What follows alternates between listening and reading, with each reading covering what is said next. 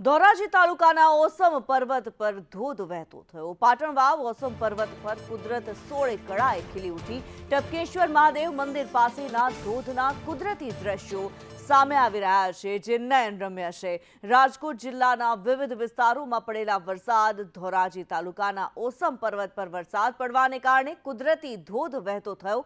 પાટણ વાવનો ઓસમ ડુંગર કે જ્યાં શ્રી ટપકેશ્વર મહાદેવ મંદિર આવેલું છે, તેની પાસે આ ધોધના કુદરતી દ્રશ્યો સર્જાયા છે, જે ખૂબ જ નયનરમ્ય દ્રશ્યો દેખાઈ રહ્યા છે। અત્યારે જ્યારે વરસાદી વાતાવરણ સમગ્ર ગુજરાતની અંદર છવાઈ ગયું છે, ત્યારે ઓસમ પર્વતના આ દ્રશ્યો આપ જોઈ શકો છો કે જ્યાં એક કુદરતી ધોધ સર્જાયો છે અને તેના જે દ્રશ્યો છે, આહલાદક એવા આ દ્રશ્યો, એક્સક્લુઝિવ દ્રશ્યો સંદેશ ન્યૂઝ પર આપ જોઈ રહ્યા છો।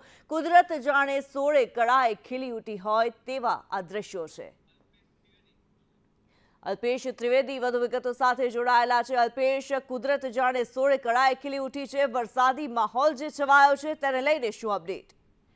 જે કિનારી ખાસ કરીને જણાવી દઉં કે ધોરાજીના પાટલા ઓસમ ડુંગરોમાં જયારે સોળે ખીલી હોય તેવો માહોલ જોવા મળેલો છે। સૌરાષ્ટ્રની જેમ પાટલાઓમાં પણ જે ઐતિહાસિક ઓસમ ડુંગર છે તે ટપકેશ્વર મહાદેવ મંદિર છે, તેનો નયનરમ્ય દ્રશ્ય જોવા મળેલા છે। ટપકેશ્વર મહાદેવમાં ધોધમાર વરસાદ વરસી રહ્યો ત્યારે કળે ખીલે હોય તેવો માહોલ જોવા મળે છે। જી ધન્યવાદ અલ્પેશ આ માહિતી માટે।